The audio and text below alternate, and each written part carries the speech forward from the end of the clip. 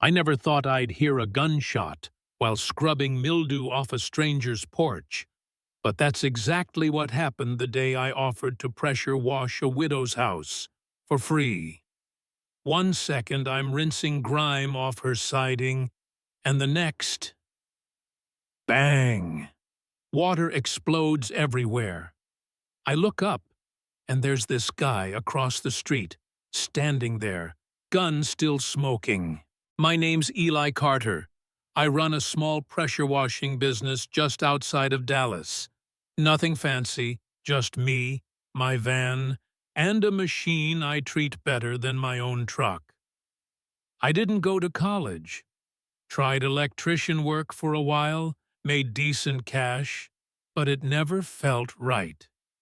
Cleaning dirt? Weirdly satisfying. You see the change happen in real time. I like that. Makes me feel useful. My dad used to pressure wash everything. Cars, patios, even the dang mailbox, until the machine gave out and we had to replace it every Christmas. Guess it stuck with me. So on this particular Tuesday, I'm in a quiet little retirement neighborhood called Larkspur Hill. Place looks like someone hit pause in 1987. The job I was hired for wrapped early, and I had no more calls, just open sky and coffee in the van. That's when I noticed a few houses that looked like they hadn't seen soap in a decade. Faded paint, mossy driveways, cobwebs big enough to catch squirrels. You get the picture. I asked the woman who hired me, sweet lady Mrs. Garland, about her neighbors. She says most of them are elderly, living alone. Some lost spouses, some just tired. And I don't know, man. Something hit me. I finished her driveway, packed up, crossed the street, and knocked on the first crusty-looking door I saw. Mrs. Whitaker answered. Tiny woman, maybe 80, thought I was from a church. I told her no, just a guy with a hose and too much time. Offered to clean her place. Totally free. She looked at me like I was trying to sell her a timeshare.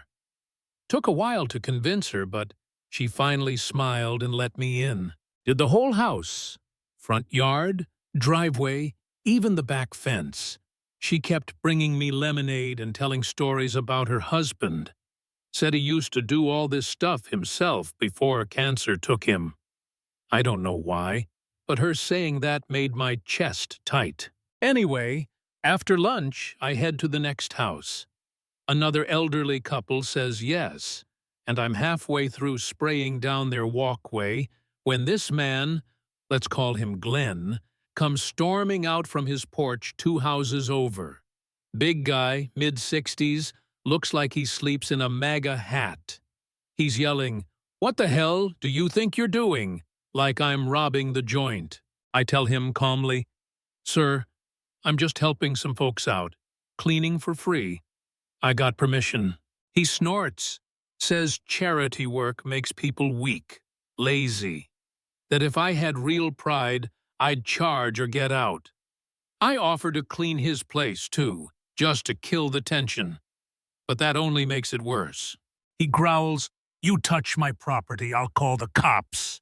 I nod, say, "No worries, sir," and keep working across the street.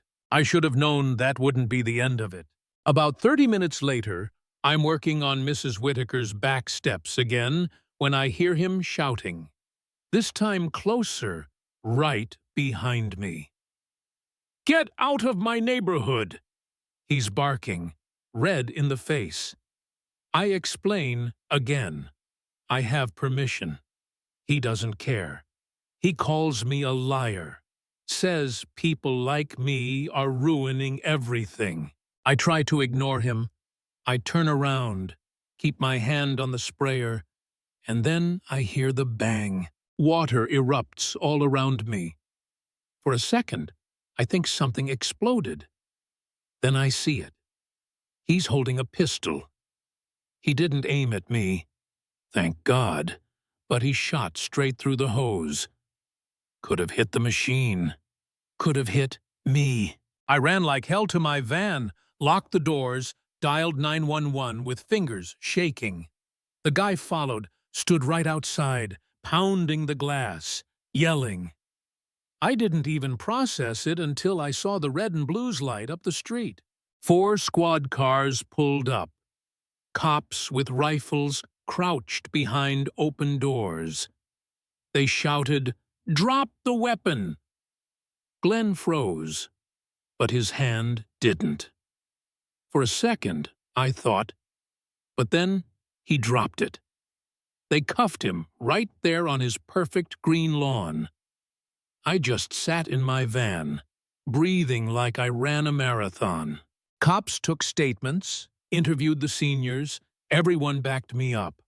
One of them said Glenn had been off for years, always yelling about outsiders. I had to shut down for a few weeks. My only pressure washer was toast. I thought about quitting. Buying a new one felt stupid. Until something happened.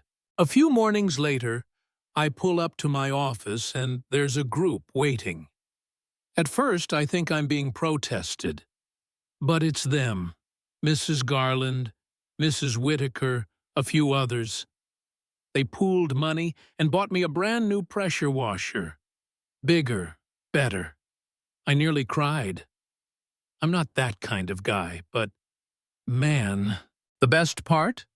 I got to go back and finish Mrs. Whitaker's house.